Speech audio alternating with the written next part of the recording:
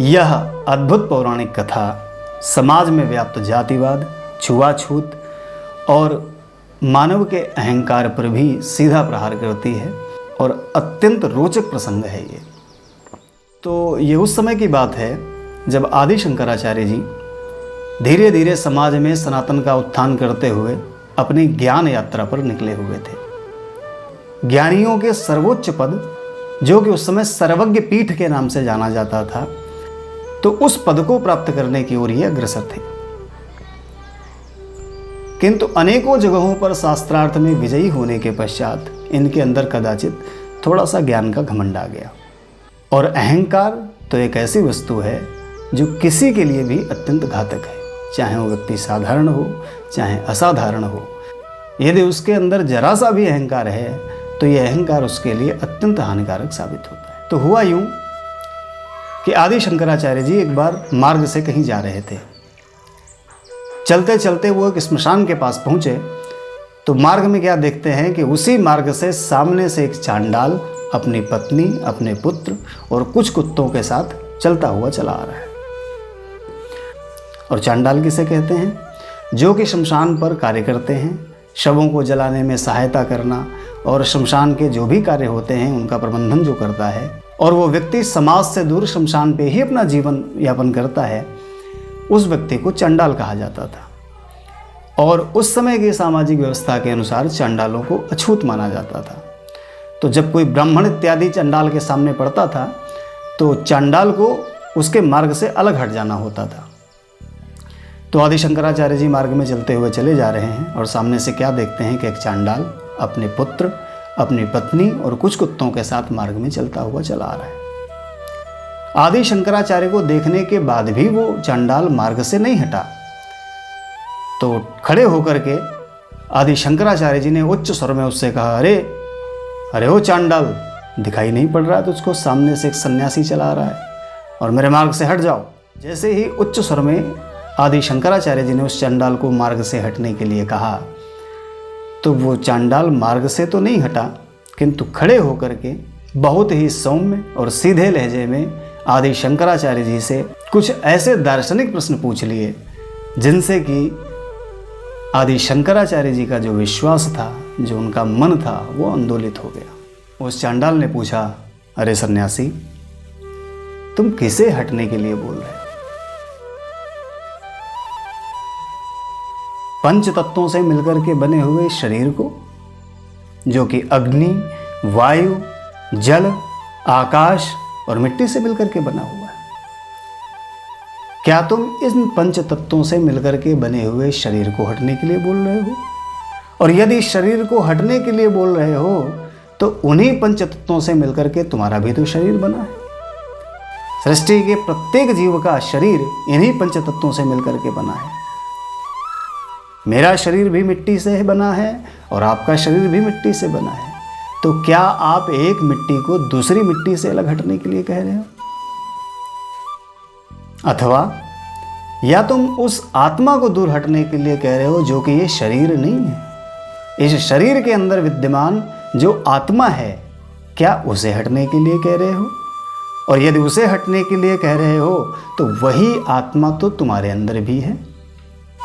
विश्व के समस्त, सृष्टि के समस्त जीवों के अंदर भी तो वही आत्मा विद्यमान है। और वो आत्मा तो दिव्य है, चेतन है, अमल है, शुद्ध है, अविनाशी है।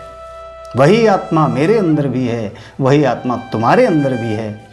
और वो आत्मा जो कि ईश्वर का अंश है, तो वो अछूत कैसे हो सकती? यदि तुम शरीर को अछूत कह रहे हो तो जिस मिट्टी से मेरा शरीर बना है उसी मिट्टी से तुम्हारा शरीर भी बना है। तो मेरा और तुम्हारा शरीर अछूत नहीं है तो मेरा शरीर अछूत कैसे हो गया?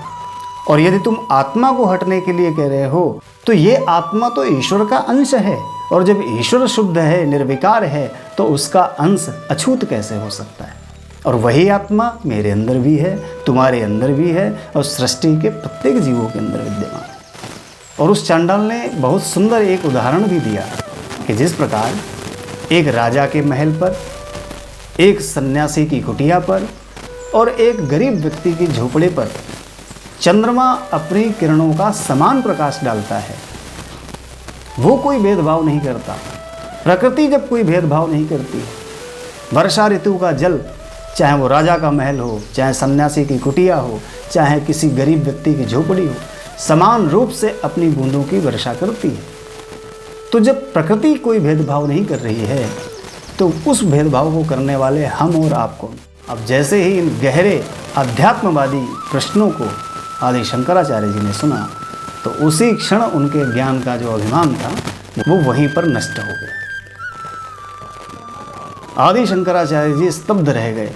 अरे, जिस अद्वैतवाद का पाठ मैं दुनिया को पढ़ाता हुआ घूम रहा हूँ, उसे वास्तविकता में, यथार्थ में यदि कोई व्यक्ति जी रहा है तो वो तो ये चांडाल है। मैं तो कोरी बातें करते हुए घूम रहा हूँ कि सबके अंदर वही जीव है, सब समान हैं, क्योंकि सबके अंदर ईश्वर का अंश है, कोई छोटा नहीं, कोई बड़ा नहीं। लेकिन मेरी व्यवहारिकता में अभी ये ज्ञान उतरा नहीं है। किंतु ये चांडाल मुझसे कहीं श्रेष्ठ है, जिसने मेरे इस अद्वैतवाद के सिद्धांत को अपने जीवन में उतार लिया है। और ऐसा सोच करके आदि शंकराचार्य जी का जो मन था वो उस चंडाल के प्रति श्रद्धा से भर गया और वहीं पर आदि शंकराचार्य जी उस चंडाल के चरणों में गिर पड़े। जैसे ही आदि शंकराचार्य जी उस चांडाल के चरणों में गिरे तो वहां का दृश्य पूरी तरह से बदल गया। उठ करके क्या देखते हैं कि वो चांडाल कोई और नहीं, स्वयं साक्षात भगवान शिव, माता पार्वती और अपने पुत्र कार्तिकेय के साथ वहां पर उपस्थित।